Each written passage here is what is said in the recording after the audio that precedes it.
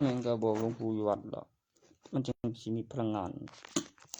เรียกก็คือได้มาสะสมกับอย่างหนึ่งคือความจริงกับหา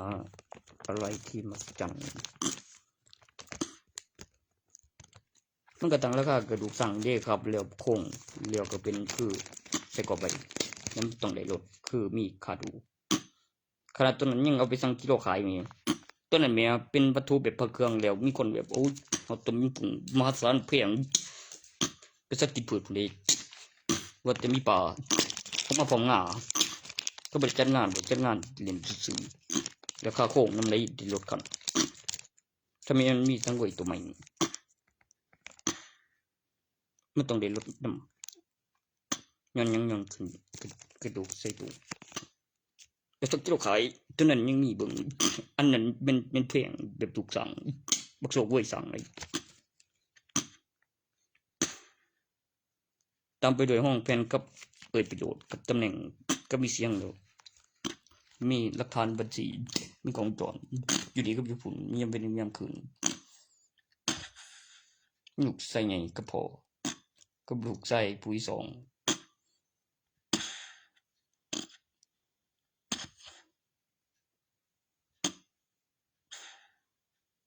พระเจ้าที่สร้างนิยายมหัศจรรย์ซุปเปอร์ฮีโร่สมบัติมหาศาลขอพรกับยักษ์ในตะเกียงสิ่งที่เป็นหนุ่มที่ไม่ธรรมดาแล้วได้ครอบครองของมหัศจรรย์ในนิยายแล้วก็ไปเจอกับความมหัศจรรย์ของการลงทุนบอกไว้แต่มีแต่ตอนนั้นเป็นเจ้าสายรุ่นพี่นี่แหละส่วนพ่อมันนั่นบอก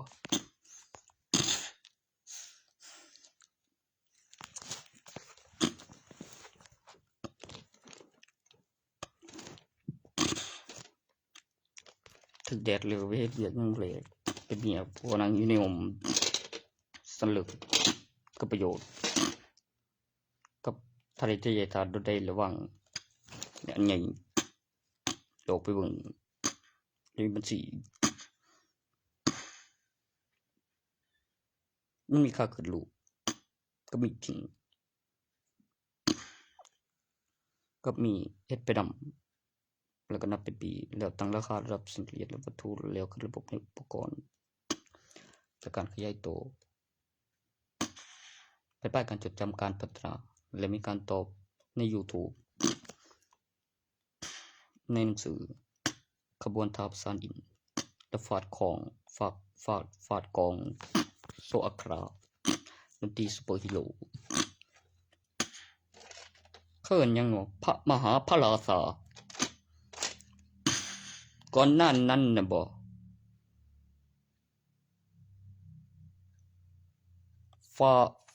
ฟาโรห์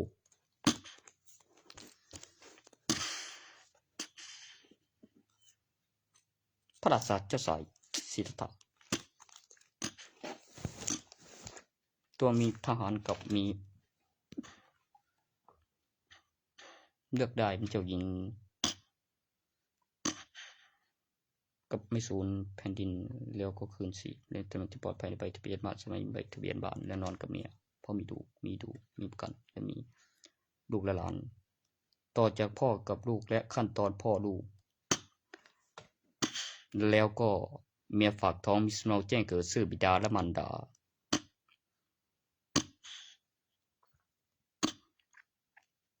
ตัวมีอีกหลังอยู่ในตำแหน่งที่ปลอดภัยอยู่ในห้องนอนกับเมียไม่ได้สึกดียังไม่ตายยังหายใจยังยันอยู่หลังไม่สูญ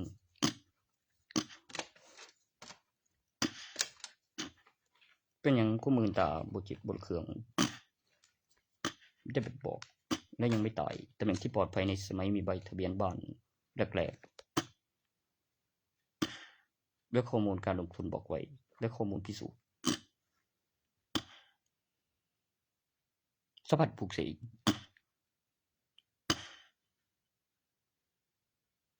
ได้ทำไปล่ะ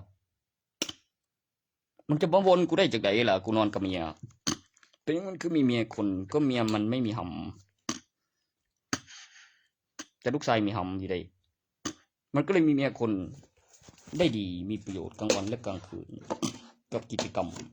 กับเวลาพักผ่อนมันเจ็บใจหรืออีหยังมันก็นอนด้วยกันเลยนะบ่วะนอนด้วยกันเลยไม่ได้กรอดได้เก่า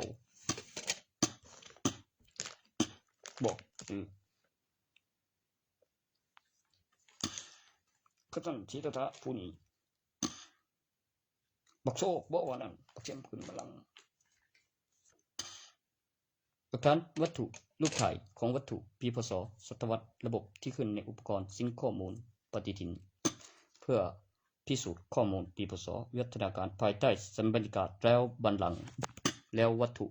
ที่เป็นหลักฐานปีพศการจดจำการพัฒนาของแต่ละปีที่มีมานานมียาวนานที่สุดในโลกที่พัฒนาและตั้งชื่อว่าบอมนุษย์วิวัฒนาการภายใต้สัมบรรยากาศ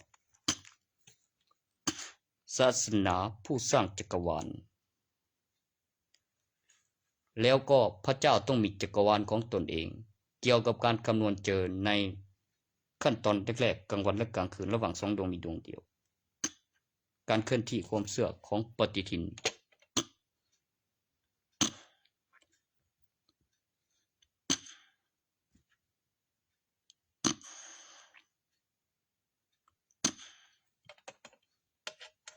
หลักฐานระยะเวลาและจำได้ดูนั่นเดียวเป็นทหารอีกไม่นานมันก็โซของหลักฐานแล้วยิงปังปังปังปังปังปังปังแล้วบริยิงทิ้งเฉยๆแบบประกาศเสียงแล้วก็เสือโลกที่ไม่ได้มีนิ้วมือนิ้วตาแล้วก็ไม่ได้มีนิ้วมือนิ้วตีนแบบเราแล้วไปในการประกาศเสียงประโยคไปกับพลังงานไฟฟ้าขาดเสือแบคทีเรียก่อนจะเป็นเสือไวรัสและการประกาศเสียงและอัดอากาศและเสียงที่ทำให้ตกใจและการตอบสนองและอยู่ในร่างกายมันเพิ่งจะเข้ามามันจะสู้สายเลือดที่อยู่ในตัวเราได้ไงและการตอบสนองของสมองตั้งจะเกิดมาเป็นซาตานศึกจรรยาบรรณหมอเพื่อให้เห็นเลยประโยคคำว่ากินมันแยกแยะหลายบุคคลลงทะเบียนสิมเขียวคนหลายที่ผ่านการสู้สิ่งก่อนสิ่งเดียวใบทะเบียนบ้านในบัตรประชาชน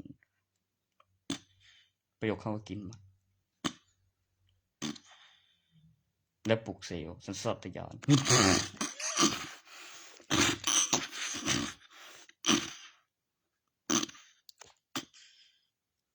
วัฒนาการเม็ดเลือดเกิดการตอบสนองแล้วตื่นตัว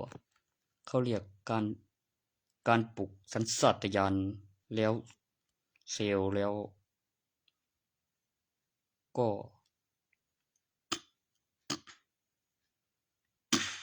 ประกาศเสียงมีตกใจต่างกับมนุษย์และบอกไว้เพื่อไม่ให้ตกใจตายแต่ตัวน้อยๆแล้วโดนไฟแล้วฆ่าเซลล์แบคทีเรียก็จะเป็นเซลล์ไวรัสแล้วก็เพิ่งจะเข้ามาสู่สายเลือดในตัวเราไม่ได้แล้วมีการตอบสนองของสมองแล้วเป็นคนแล้วตื่นวุ้ยมันจะอยู่ในท้องแบบเรียบร้อยบำรุงร่างกายประโยคคำว่ากินมันอ่อนแรงแม่งไปตัวอะไรจบบ่แม่นเว้ย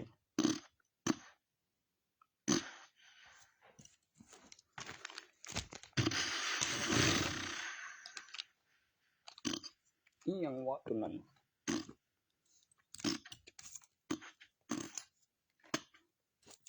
สลัดเข้าได้ซาตานเผาผลาญพลังงานแสงมันก็ไม่เกลือเส้นเลือดอุ่นห้วยแยกบุคคลแล้วประโยคให้ประโยคมันบุคคลมึงว่าเลื่อนเจียมตื่นนี่บักฮานนี่โอ้ยมีกดคงดูกับหลานอยู่กับมีกบเลือดกับสายเลือดห่วยมันจะเป็นคือหยังบ่มันเป็นคือจินตนาการเห็นประจันแล้วก็มันเป็นจินตนาการแล้วเกิดภาพความคือสัญชาตญาณก็ตื่น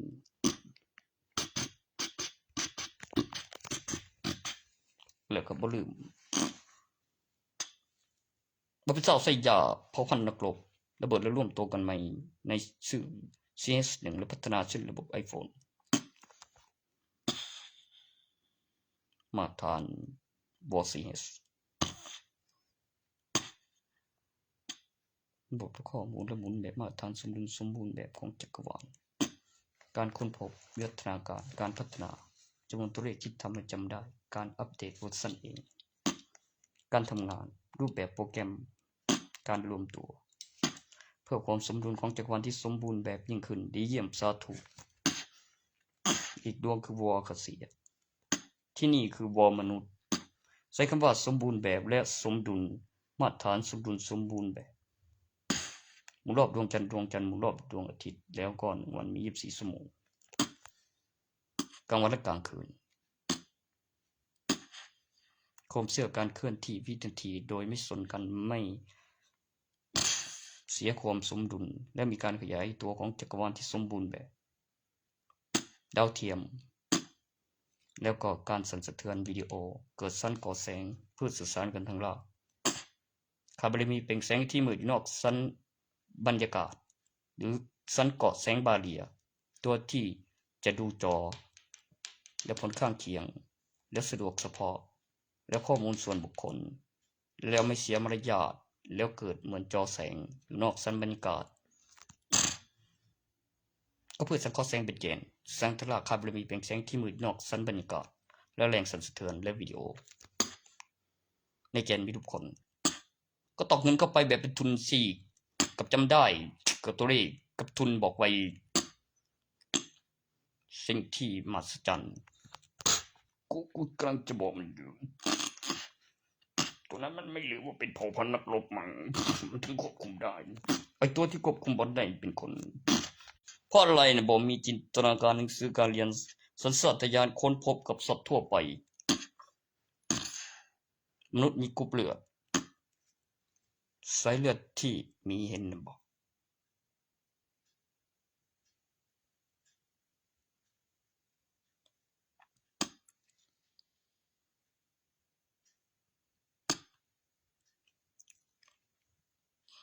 ปฏิกิริยาถ้าสะสม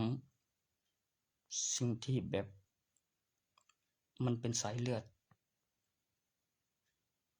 ที่ป้องกันไวรัสสังกัดเซลล์ที่เรียกว่าจะเป็นเชื้อไวรัสจะ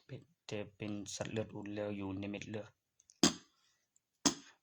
แล้วก็เป็นสิ่งมีชีวิตถ้าควบคุมวิถีของกระสุนแล้วก็เพื่อสังเคราะห์แสงเกิดน้ำหนักและไปแบบวิธีของกระสุนและบอกไว้ให้มองทัน